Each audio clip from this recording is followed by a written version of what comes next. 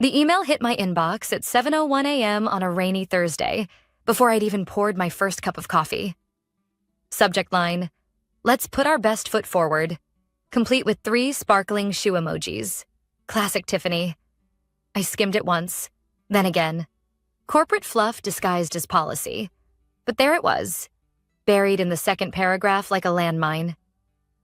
Effective immediately, all employees are expected to comply with revised appearance guidelines, particularly concerning textile choices deemed non-traditional. I didn't need a memo to tell me who that was aimed at. No one else in compliance wore tailored wool trousers or structured jackets with clean lines. The others floated in every morning wrapped in sagging khakis, shiny synthetic blends, or discount pencil skirts that rode up like they had a grudge. But me, I dressed like I gave a damn. And apparently, that made me dangerous. Because Tiffany, 32, HR manager, professional grudge holder in nude heels, didn't like women she couldn't control. It started months ago when she accidentally saw my salary. I'll never forget the way her smile froze when she realized I wasn't some junior analyst making entry-level crumbs. Ever since, it felt like I had a target on my back. By 10:13 a.m., Tiffany strolled by my desk, her signature cloud of vanilla body spray arriving a full second before she did. She hovered, then leaned in with that fake friend voice of hers. "Oh, hey, Mia," she said, dragging out my name like she was tasting it. "Just wanted to check in. You had a chance to review the updated dress policy?" I didn't even look up. I did. Nothing in there applies to me. 2 seconds later, like clockwork, Brenda appeared. Tiffany's shadow. The kind of woman who'd rat out her own mother for a pat on the head. "We're really trying to create a cohesive visual identity, you know?" Brenda chirped. "Sometimes, older styles send mixed messages." I finally met their eyes. My voice didn't change. "Mixed messages? To whom? The Pentagon?" Brenda's grin wobbled. Tiffany smirked. "Just making sure we're aligned," Tiffany said sweetly. "Some people don't realize when they're pushing the line." I set my coffee down. I don't push lines. I write them. Section 12A of the Federal Compliance Manual supersedes any HR memo. I'm sure you read that. If you read it all. Her jaw locked. The smile stayed, but it never touched her eyes. And just like that, they turned and walked off, whispering like they'd just dethroned a prom queen. I watched them go, and felt that familiar cold settle in my chest. I'd been here before. When a manager forgot my promotion paperwork. When I trained a junior analyst who got bumped ahead of me 6 months later. Office politics wasn't new. But this felt different. This was reckless. And reckless people are dangerous. At 2:04 p.m., Tiffany came back. Same perfume, same tight smile. This time, she circled my desk like a shark that had read too many LinkedIn articles about leadership energy. "Oh, wow," she said, voice syrupy and loud enough for Brenda to hear 3 desks over. "Those pants are interesting." I blinked, slow. Charcoal gray trousers, tailored. Subtle herringbones so fine it might as well have been woven by ghosts. Tiffany had apparently appointed herself fashion police of the fabric world. "I wasn't sure if you'd seen the handbook update," she went on. "Section 14B. You did read it, right?" I took a sip of my coffee. I edited it. Found 3 typos, by the way.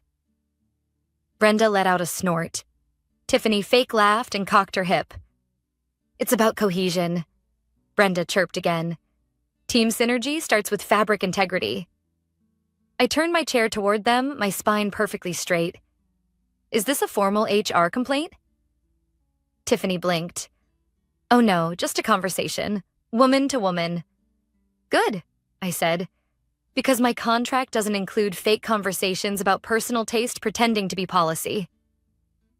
Out of the corner of my eye, I caught Mark, my supervisor, lingering in the hallway, watching. He met my eyes, and then bolted. Coward. Tiffany leaned in, dropping her voice but keeping it fake sweet. "Just making sure we're seen as reliable professionals, especially with sensitive government work coming up. We wouldn't want the wrong impression. And there it was. So she did know something was brewing.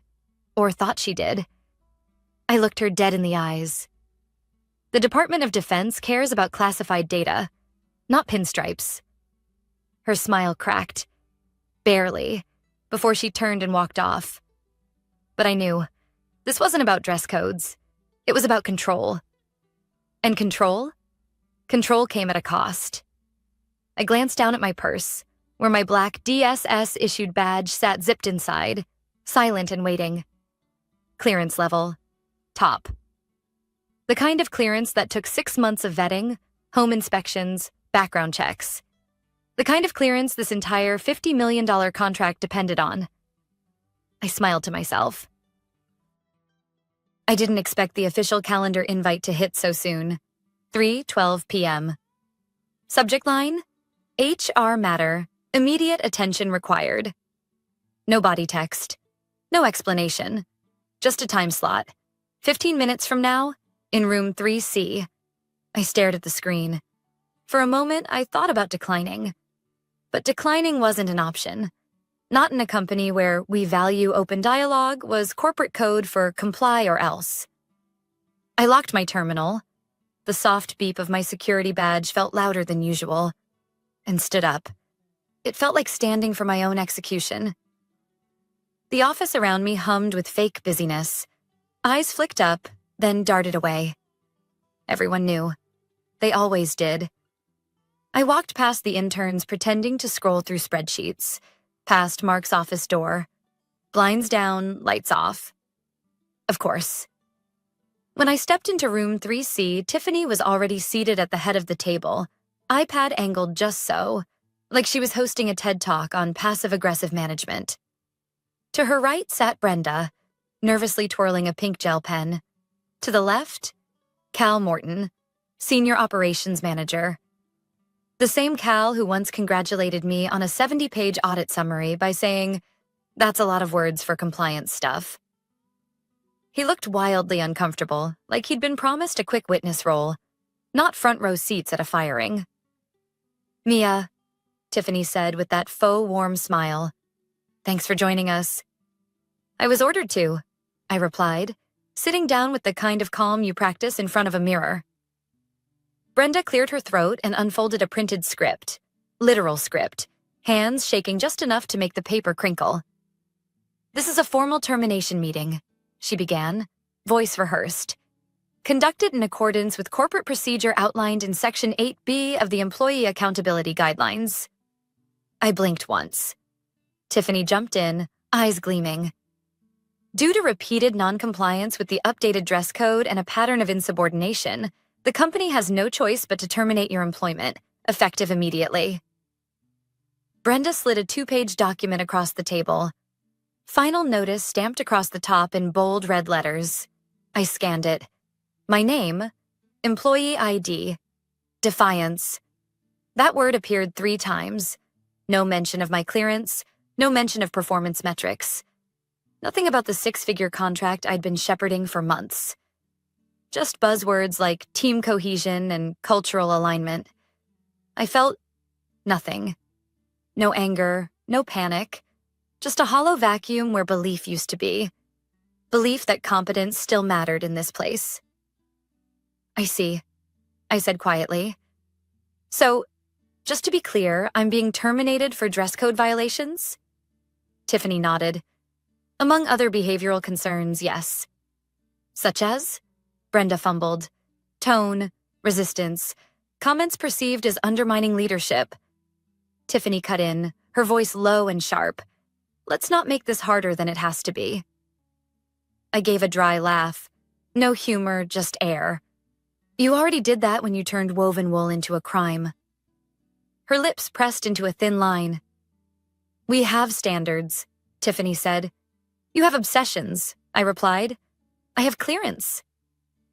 That landed like a punch. Tiffany opened her mouth, but nothing clever came out. A flicker of movement caught my eye, the glass wall behind them. On my locked terminal, a notification pulsed softly. DSS, System Check-in Overdue. Tiffany noticed it. smirked. Guess you won't be needing that anymore. I said nothing. I just stared at the blinking alert. They hadn't connected the dots. Not yet. Brenda spoke, softer now. Someone from IT will escort you out. Please collect your belongings. I stood, smooth, calm. Wouldn't want to cause a security breach, I said. Tiffany gave a tight little laugh. Let's not be dramatic, Mia. I turned toward the door, then stopped, looked back at them. You just fired the only person in this building who knows how to keep your government contract from collapsing like a dollar store tent. 3 faces, blank, uncomprehending. I smiled, slow and sharp. Enjoy your fabric integrity. The walk back to my desk felt longer than any walk I'd taken in that building. I kept my head high. I didn't slam my keyboard. I didn't send a flaming email. I just packed. They gave me one of those insultingly small cardboard boxes, the kind with barely enough space for a mug and a framed photo. Sympathy-sized. I started with the basics. The photo of my sister and me at Arches National Park. My legal pad, full of compliance notes and procurement deadlines. The small cactus I'd kept alive on my desk for 3 years, despite Brenda's overwatering attempts. I left the rest. The spreadsheets, the half-finished reports, the encrypted data logs blinking quietly on my monitor. They'd need those. And without me, they wouldn't know what any of it meant. At the bottom of my desk drawer sat my black DSS clearance badge, the one I'd earned after 6 months of vetting, background checks, and surprise home inspections. I picked it up slowly, like I was holding a live wire. It wasn't flashy, just a slim black card with a barely visible RFID chip and a number printed at the bottom. A number that unlocked federal databases they didn't even know existed. I slipped it into its protective sleeve.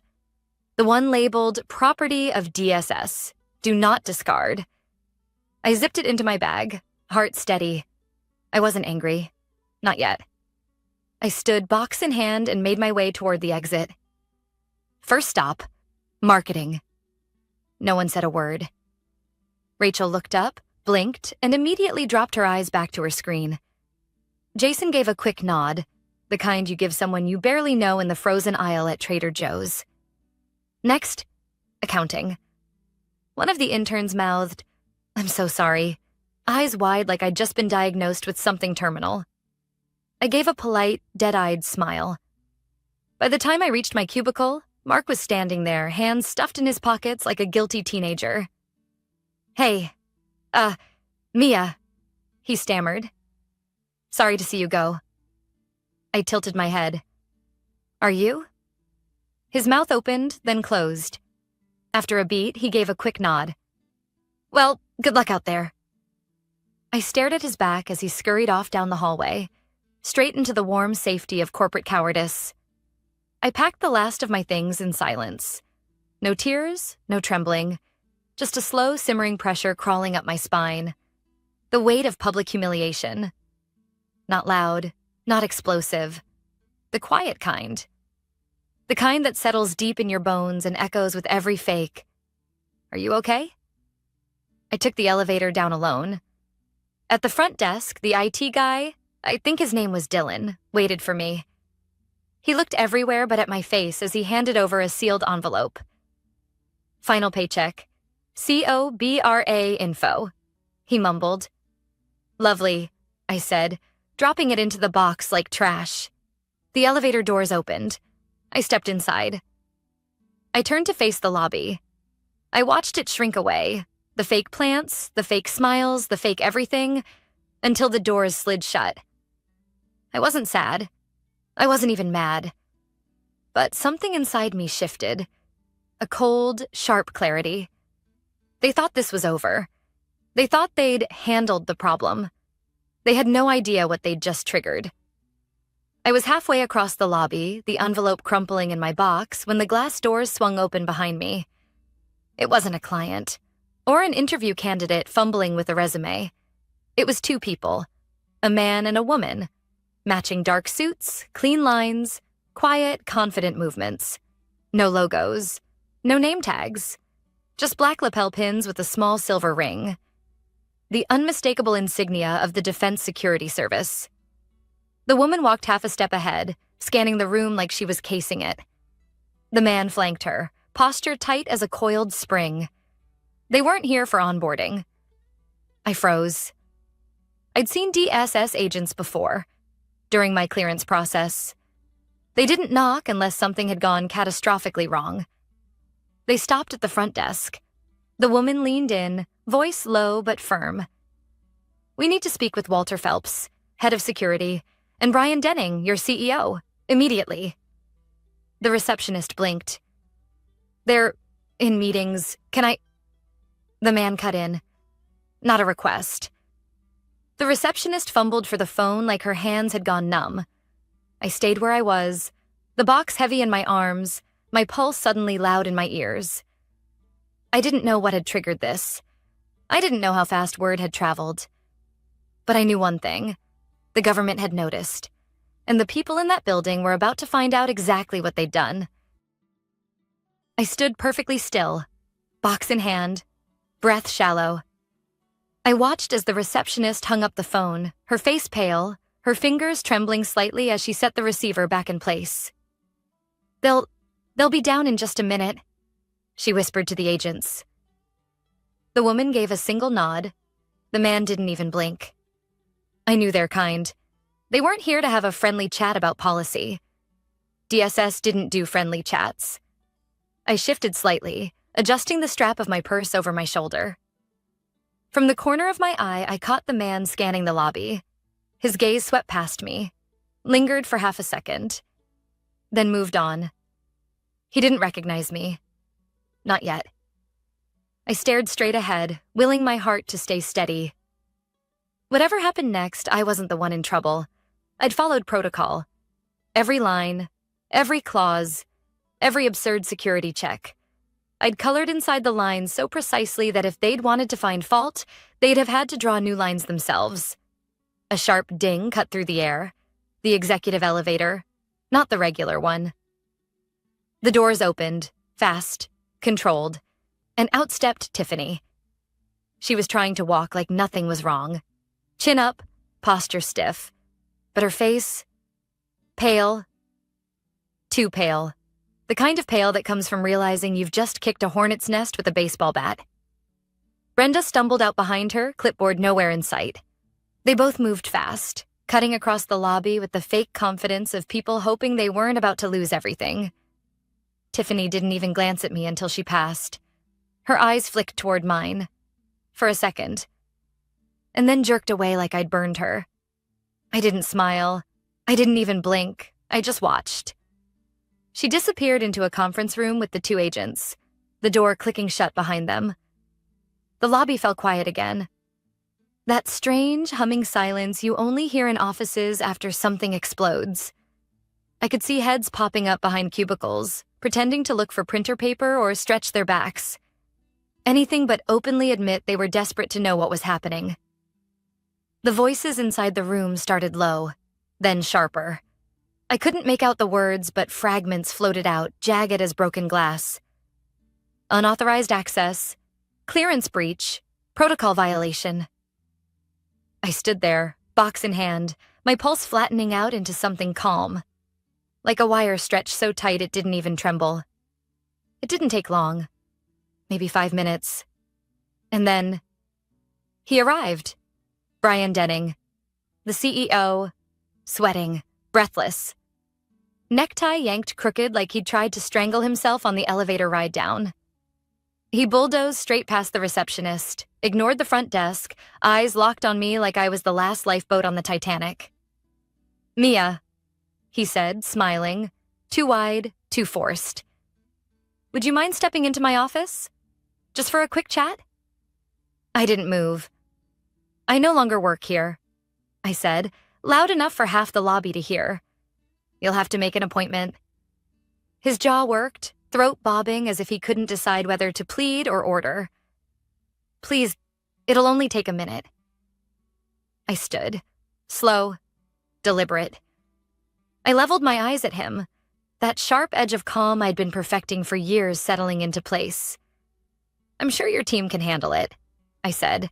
After all, it's just fabric, right? The color drained from his face like someone had pulled the plug. I brushed past him. No rush, no glance back, just steady steps toward the glass doors. Behind me, I heard the conference room door open again. Tiffany came out, shaking, hands clasped together like she was trying to hold herself upright. I didn't stop. I didn't even slow down. I knew the look on her face. I'd seen it before. The exact moment a person realizes they've set a fire they can't put out. She started to say something. Some breathless excuse. Some corporate speak defense. But I didn't give her the stage. I kept walking. I didn't need to see their faces. I'd already seen them. And they looked exactly like Justice. I'd barely made it 5 steps across the lobby when I heard the footsteps. Not the shuffle of interns, not the nervous tap of Brenda's kitten heels. No, these footsteps were steady, controlled. The kind of walk that didn't rush because it never had to. I turned just as the DSS agents approached. The woman, Agent Rossi, judging by the name on her lapel pin, gave me a brief nod. "Miss Reynolds?" she asked, her voice low, even. I raised an eyebrow. "Still am, unless you're here to revoke that too." The man, Agent Miller, gave the faintest hint of a smile. "We understand today's events were unexpected," he said. "We'd like a moment of your time." Behind them, I caught sight of Brian and Tiffany standing near the ficus plant, both looking like they'd been hollowed out from the inside. Brian's dress shirt clung to him with damp streaks of sweat. Tiffany's eyes were red-rimmed, her hands shaking slightly. They weren't moving. They weren't speaking. They weren't in charge anymore. I nodded once. "Of course." The agents flanked me, one on each side, but not in a way that felt hostile. More like respect, or maybe precaution. We didn't head into the conference room where Tiffany and Brian had been cornered moments before. Instead, Agent Rossi guided us toward the seating area near reception, out in the open, where the entire floor could see. A message. I wasn't being detained. I wasn't in trouble. I was the one they wanted cooperation from. Agent Miller spoke first. "We're reviewing the protocol breach related to your termination. Your clearance record is, frankly, impeccable. Your work on the Q3 classified data audit flagged attention at the federal level." I nodded, keeping my expression neutral. "I followed procedure." Rossi nodded back. "Exactly. Which is why we're hoping you'll assist with the next phase of the project. The contract still stands. The contractor, however..." She let the words trail off, glancing toward Brian, who now looked like a man watching his own career slip through his fingers. Brian took a slow step forward, his voice trembling with that special blend of desperation and corporate panic. "Mia, let's be reasonable here." I looked at him, dead on. "Reasonable?" He rushed in, words tripping over each other. "Obviously, mistakes were made. On both sides. I want to formally offer you your position back." I didn't move. "And a raise," he added quickly. 15%, senior title. We'll put it in writing right now." The entire lobby fell silent. Even the receptionist had stopped typing. A junior exec outside the glass doors paused mid-vape. I tilted my head, letting the words hang there for a moment. "The salary you can afford?" I said slowly. "Wouldn't even cover the therapy I'd need to forget working for you." Dead silence.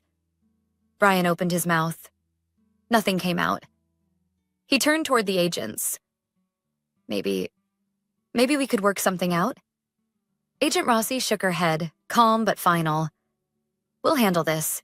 The government still needs this project completed, just not by you." I allowed myself the smallest smile.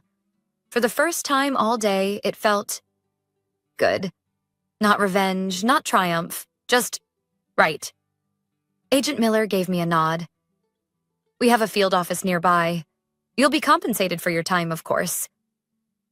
Brian looked like he'd been punched in the throat. Tiffany, still hovering nearby, Looked like she might faint. Mascara smudged, lips parted like she was about to argue. But nothing came. Brenda? Nowhere in sight. Probably hiding in a supply closet, clutching her clipboard like a security blanket. I adjusted the strap on my purse. "Let's go," I said. As we walked toward the exit, the entire office seemed to hold its breath. I didn't look back, because I didn't need to. They weren't the ones walking out with the agents. I was. We stepped out into the afternoon heat, Agent Rossi on my left, Agent Miller on my right. And for a brief moment, it felt like the whole world had shifted beneath my feet. Not because I'd been fired, not because I'd walked out in front of half the office, but because, for the first time in years, I wasn't carrying their weight on my back. I was free. We crossed the parking lot in silence. Halfway to their government-issued black sedan, Agent Miller's phone buzzed. He glanced at the screen, his expression tightening by half a degree. "1 minute," he said quietly. He turned on his heel and walked briskly back toward the building. I didn't follow. Neither did Agent Rossi. We both stood there, watching as the glass doors swung open again, swallowing him back into the corporate mausoleum I'd just escaped. Inside, the office fell into that eerie kind of silence I'd come to know too well. The silence of people waiting for the sky to fall. Through the glass, I watched Agent Miller stride past the front desk, past the frozen receptionist, straight into the executive conference room. No knock. No hesitation. Brian was inside, hands on his hips, trying hard to project authority he no longer had. Tiffany hovered behind him, smaller somehow, like the air had been sucked out of her. Miller dropped a manila folder onto the glass table. The conversation started low. Brian's mouth moved faster than his words. Tiffany's eyes darted like a trapped animal. Then, Miller opened the folder. I couldn't hear the words. I didn't need to. I watched Brian's face change, not gradually, but in a single snap. First confusion, then recognition, then devastation. He sat down hard, like someone had pulled the bones out of him. Tiffany backed up until her shoulders hit the glass wall. Her lips moved. I could read it even from here. "How?" No answer came. When Miller stepped back out, he walked like a man who had just delivered a death sentence. I raised an eyebrow as he approached. "All good?" He gave a single nod. "They've been notified." "Of?" I asked, already knowing the answer. "Full federal audit, breach of protocol. Contract invalidated. They're under immediate review." I exhaled, slow and steady. Behind him, Brian followed, eyes hollow, face damp with the sweat of a man who knew exactly what this meant. $50 million in government contracts. Gone. Future federal partnerships? Gone. Company reputation? Shredded beyond repair. And Tiffany? She trailed behind Brian, mascara streaked, face pale, her world unraveling thread by thread. She didn't look at me. Couldn't. Miller and Rossi flanked me again as we walked toward the car. Rossi broke the silence first. "You handled that well." "I handled it quietly," I replied. "There's a difference." Rossi smiled. A real one. She reached into her coat and handed me a card. Simple. Cream-colored. No title. Just a name, a direct number, and a faint DSS seal embossed like a silent promise. "We subcontract oversight roles," she said, her tone deliberate. "Especially when primary contractors are collapse." I turned the card over between my fingers. "The pay better?" Rossi's smile deepened. "Better and cleaner." I gave a small laugh. "You work for the government. Clean isn't exactly the word I'd use." "We work with people who understand protocol," she said. "People who don't flinch when idiots in HR try to wield power they don't understand. People who know when to stay quiet. And when not to." I slipped the card into my pocket next to my badge. We didn't shake hands. Didn't make promises. Just a quiet understanding. By the time I reached my car, the sky had started to clear. The clouds pulled apart in soft streaks, and the sun cut through like a spotlight on a stage I'd finally stepped off. I didn't look back. I didn't need to. They'd spend months picking up the pieces, trying to explain how they'd fumbled a federal contract over a pair of dress pants. Trying to rewrite history and performance reviews and board meetings. But I'd be gone. And they'd never forget my name. I unlocked my car, tossed the envelope with my final paycheck onto the passenger seat, and sat for a moment, just breathing in the quiet. I wasn't just walking away from a job. I was stepping into the world I'd built, thread by thread, in the shadows of people who thought they owned me. They didn't. They never did.